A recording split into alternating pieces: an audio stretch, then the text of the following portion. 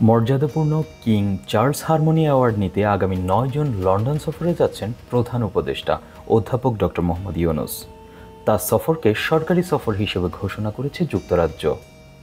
এই সফরে তিনি রাজা তৃতীয় চার্লসের সঙ্গে সৌজন্য সাক্ষাৎ ছাড়াও দ্বিপক্ষীয় বৈঠক করবেন ব্রিটিশ প্রধানমন্ত্রী কিয়ার স্টারমারের সঙ্গে।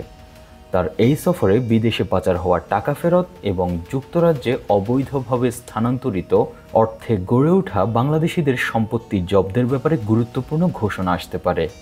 যুক্তরাজ্যের প্রধানমন্ত্রীর সাথে বৈঠকে সে দেশে পাচার হওয়া অর্থ ফেরাতে লন্ডনের সহায়তা চাইবে ঢাকা ও লন্ডনের কূটনৈতিক সূত্রগুলো বলছে, ইউনূস স্টারমার্কের বৈঠকে বাংলাদেশ থেকে পাচার হওয়া অর্থ ফেরত আনা, বিনিয়োগ ও দ্বিপক্ষীয় বাণিজ্য বাড়ানো, রোহিঙ্গা সংকটের মতো বিষয়গুলো আলোচনায় আসতে পারে।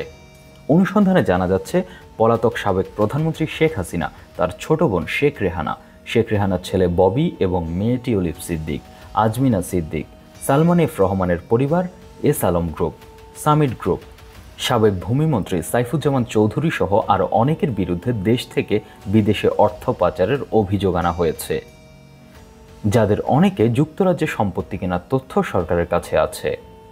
বাংলাদেশ থেকে পাচার হওয়া এসব অর্থ ফেরাতে যুক্তরাজ্যের প্রধানমন্ত্রী কিয়ার স্টারমার্কের সরাসরি সহায়তা চাইতে পারেন প্রফেসর ইউনূস। এদিকে গত ২৭ মে বাংলাদেশ ফাইন্যান্সিয়াল ইন্টেলিজেন্স ইউনিটের বার্ষিক রিপোর্ট প্রকাশ অনুষ্ঠানে প্রধান অতিথির বক্তব্যে বাংলাদেশ ব্যাংকের governor doctor Ahsan H Mansur বলেছেন, দেশের 18 থেকে 20 বিলিয়ন ডলার পাচার হয়েছে।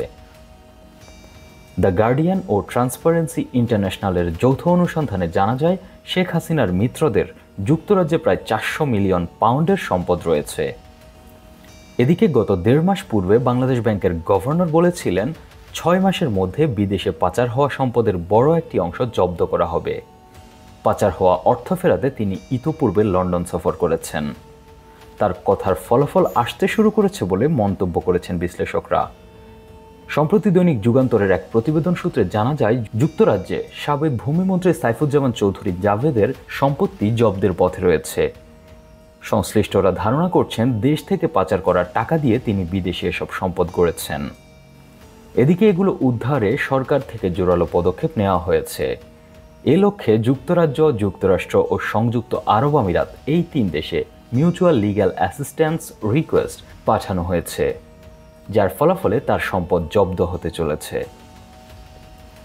এছাড়া সম্প্রতি যুক্তরাজ্যের ন্যাশনাল ক্রাইম এজেন্সি প্রায় 90 মিলিয়ন পাউন্ড বা 1479 কোটি টাকার সম্পদ জব্দ করেছে, যার মালিকানা রয়েছে সাবেক প্রধানমন্ত্রী শেখ হাসিনার উপদেষ্টা সালমান এফ রহমানের ছেলে আহমেদ শায়ান এফ রহমান এবং ভাতিজা আহমেদ শাহরিয়ার রহমানের নামে।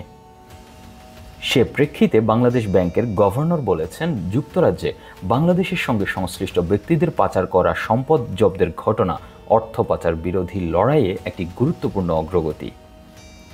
বাংলাদেশ ব্যাংকের গভর্নর কিছুদিন পূর্বে যুক্তরাষ্ট্র ভিত্তিক বাংলা টিভি চ্যানেল ঠিকানা টিভিতে জনপ্রিয় উপস্থাপক খালেদ মহিউদ্দিনের সাথে এক সাক্ষাৎকারে পাচারকৃত অর্থ ফেরাতে নানা পদক্ষেপের কথা জানিয়েছিলেন।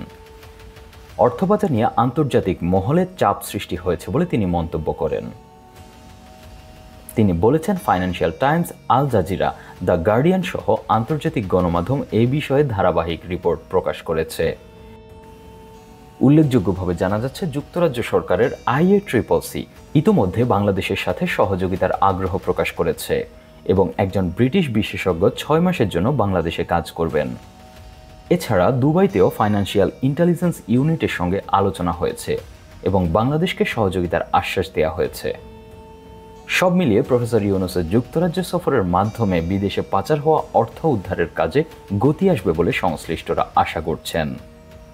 Desk report, 21 television.